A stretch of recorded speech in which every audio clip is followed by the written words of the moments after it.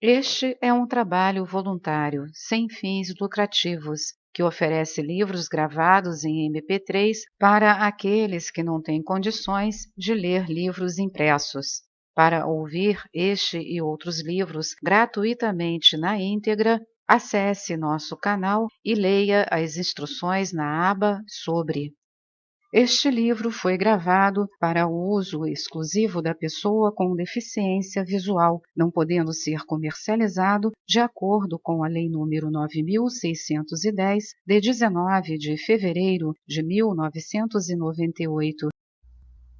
O caminho da Cabala é um longo e difícil período de reavaliação das metas pessoais na vida de uma pessoa, de reavaliação do ser, de uma clara definição da direção dos seus desejos, de uma verdadeira avaliação das forças motivadoras de suas ações, da tentativa de superar os desejos do corpo e as exigências da razão, além de captar por completo o poder do egoísmo. O caminho da Cabala é, ao mesmo tempo, um duro e prolongado período de sofrimento para tentar satisfazer os próprios desejos. É um período de desilusão, em que a pessoa é incapaz de encontrar um enfoque genuíno das aspirações pessoais. É um momento de perceber que a única saída da máxima fonte de sofrimento, o egoísmo, é a mudança para os pensamentos altruístas, os quais excluirão qualquer pensamento sobre si mesmo, conduzirão gradualmente a pensamentos sobre o Criador. Estes últimos, por sua vez, suscitarão tamanhas sensações agradáveis de serenidade que a pessoa não desejará pensar em qualquer outra coisa. Apenas depois de ter passado por todas as etapas do desenvolvimento espiritual inicial, o caminho da Cabala, começaremos a perceber a luz superior, a luz da Cabala, que brilha mais e mais sobre nós à medida que ascendemos em cada degrau da escada espiritual que nos conduz à fusão máxima com o Criador.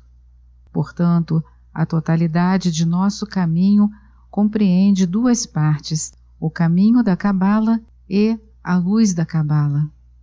O caminho da Cabala é um período de preparação para novos pensamentos e desejos, durante o qual experimentamos sentimentos de sofrimento.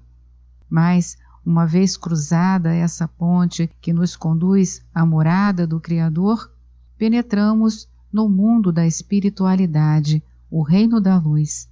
Nesse ponto, conquistaremos a meta final da criação, a máxima percepção do Criador. A geração do dilúvio chama-se o período do trabalho do coração, ao passo que a geração da construção da Torre da Babilônia é conhecida como o período do trabalho com o intelecto. Cada um de nós se esforça para satisfazer seus desejos desde o primeiro momento de sua vida até o momento final. A diferença entre nós reside no objeto do qual desejamos receber prazer. O prazer em si é sempre espiritual. Apenas o invólucro externo cria a ilusão da natureza material do prazer. Por essa razão, inconscientemente, esforçamo-nos para mudar a vestimenta externa do prazer, esperando receber prazer na forma pura da luz descoberta do Criador. Porém, pelo fato de a diferença entre nós residir em nossas aspirações a diferentes invólucros externos de prazer, julgamos as pessoas de acordo com os diversos nomes desses invólucros, ou vestimentas de prazer consideradas normais, amplamente aceitas, tais como o amor pelas crianças, pelo alimento, pelo calor, etc.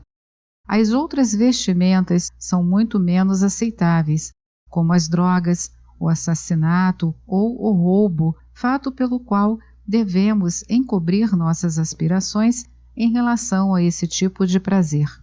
Porém, toda a humanidade aceita que o egoísmo pode ser utilizado sem nenhuma vergonha dentro de certos limites, Mais ainda, os limites aceitáveis dentro dos quais pode ser utilizado variam constantemente, assim como a moda que dita padrões. Cada um de nós, no curso de nossas vidas e sob a influência da idade, também muda as vestimentas que utilizamos para satisfazer nossa necessidade de prazer. De um indivíduo a outro, a mudança de um invólucro a outro é dramática.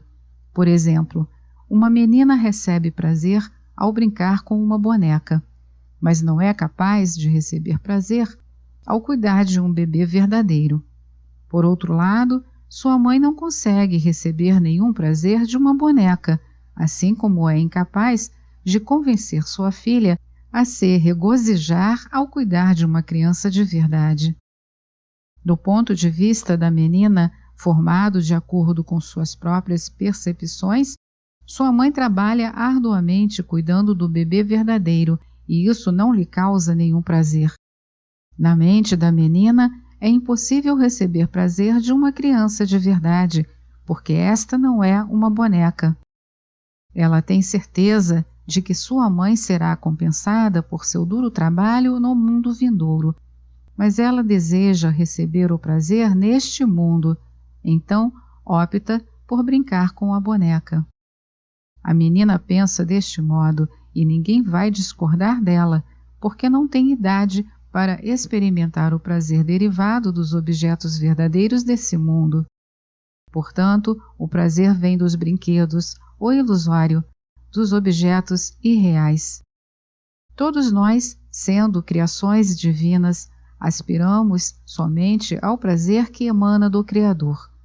Todos nós podemos ter somente o desejo dele e perceberemos somente por meio dessa aspiração.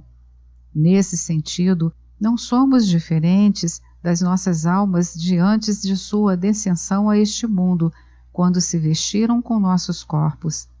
Também não somos diferentes de nossas almas depois de termos passado por todos os ciclos da vida e de regressarmos, por fim, ao Criador.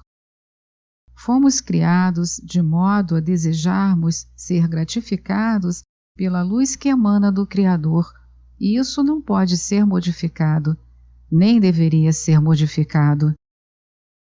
Tudo o que se exige de nós é que troquemos as vestimentas de nosso prazer e que substituamos a boneca pelo bebê verdadeiro e assim consigamos o prazer real.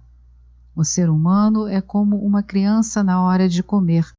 Deseja receber apenas o que quer. Mas, se tiverem certeza de que o prazer chegará como resultado, os seres humanos realizarão certo esforço.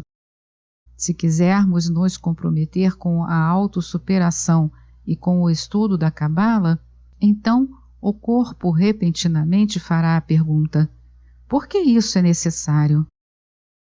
Há 4 respostas para essa pergunta. 1. Para incomodar os outros. Essa é a pior de todas as razões possíveis, porque tem como propósito causar sofrimento a outras pessoas. 2.